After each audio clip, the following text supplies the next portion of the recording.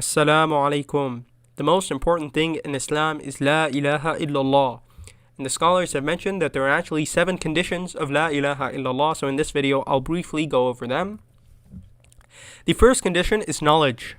The evidence for this is the statement of Allah, فَعْلَمْ أَنَّهُ لَا إِلَهَ إِلَّا اللَّهِ. So have knowledge of La ilaha illallah.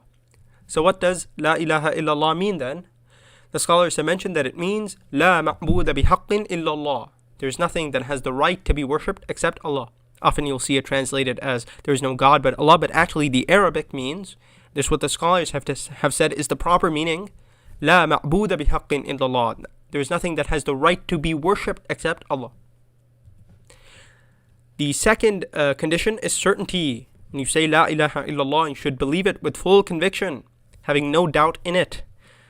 As Allah mentioned, إِنَّمَا الْمُؤْمِنُونَ الَّذِينَ آمَنُوا بِاللَّهِ وَرَسُولِهِ ثُمَّ لَمْ يَرْتَابُوا. The believers are only the ones who have believed in Allah and His Messenger, then do not doubt.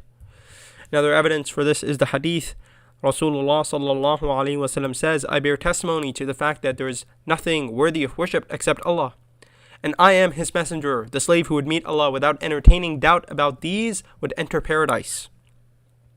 Again, they translated it as there is no God but Allah, but as I mentioned, the scholars have said, and linguistically it actually means there is nothing that has the right to be worshipped except Allah.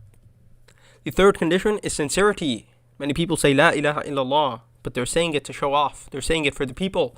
Some people say La ilaha illallah just to get married to someone. They don't say it sincerely for Allah. But Allah said, قُلْ إِنِّي أُمِرْتُ أَنْ أَعْبُدَ اللَّهَ مُخْلِصًا لَهُ الدِّينَ. Say, indeed, I have been commanded to worship Allah, sincere to Him in religion. So when you say La ilaha illallah, you should say it sincerely for Allah.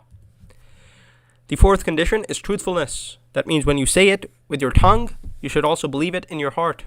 There are people who say La ilaha illallah with their tongue, but they don't believe it in their hearts. These are the hypocrites. As Allah mentioned, وَإِذَا جَاءُوكُمْ قَالُوا آمَنَّا وَقَدْ دَخَلُوا بِالْكُفْرِ وَهُمْ قَدْ خَرَجُوا بِهِ وَاللَّهُ أَعْلَمُ بِمَا كَانُوا يَكْتُمُونَ. And when they come to you, they say, we believe, but they have entered it with disbelief, and they've certainly left with it, and Allah is most knowing of what they were concealing. So they say, there are people who say, and there are people today as well who say we believe with their tongues, but they don't actually believe in their hearts, and Allah knows what they are concealing from the people. The fifth condition is love. You should love La ilaha illallah. You should love it. And you should love Allah. And you should love the Messenger of Allah. And you should love the religion of Allah. And you should love the believers and those who believe in La ilaha illallah, those who come with La ilaha illallah. And you should hate those who oppose La ilaha illallah, and those who come with that which nullifies their La ilaha illallah. Their statement of La ilaha illallah, it nullifies it. You should hate those people. You should be hating those people. And those who oppose La ilaha illallah, you should hate them. But you should be loving La ilaha illallah and Allah. You should love Him and His Messenger and His religion and the believers and those who come with La ilaha illallah. As Allah mentioned, وَمِنَ النَّاسِ مَنْ يَتَّخِذُ مِن دُونِ اللَّهِ أَنْدَادًا يُحِبُّونَهُمْ كَحُبِّ اللَّهِ وَالَّذِينَ آمَنُوا أَشَدُّ حُبًّا لِلَّهِ. And yet among the people are those who take other than Allah as equals. They love them as they should love Allah, but those who believe are more intense in their love for Allah.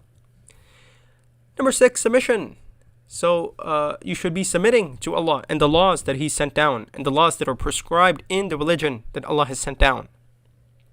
As Allah said, وَمَنْ أَحْسَنُ دِينًا مِّمَّنْ أَسْلَمَ وَجْهَهُ لِلَّهِ وَهُوَ مُحْسِنٌ. And who is better in religion than one who submits himself to Allah while being a doer of good?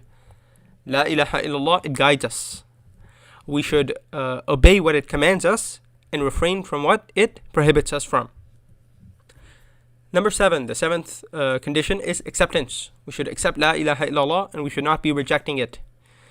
As Allah said about the disbelievers, إِنَّهُمْ كَانُوا إِذَا قِيلَ لَهُمْ لَا إِلَهَ إِلَّا اللَّهُ يَسْتَكْبِرُونَ وَيَقُولُونَ أَإِنَّا لَتَارِكُو آلِهَتِنَا لِشَاعِرٍ مَجْنُونَ. For whenever it was said to them, La ilaha illallah, they acted arrogantly and argued, should we really abandon our gods for a mad poet? These people, they did not accept La ilaha illallah, rather they rejected it. But we should be a people, we should accept La ilaha illallah, and we should submit to Allah, right? These conditions are very important, because we shouldn't be a people who say La ilaha illallah and have knowledge of it and have certainty in it, but yet they say, no, but I'm going to worship Jesus. I'm going to say La ilaha illallah, but I'm going to worship idols. That's not going to work. So again, the conditions are acceptance, submission, love, truthfulness, sincerity, certainty, and knowledge.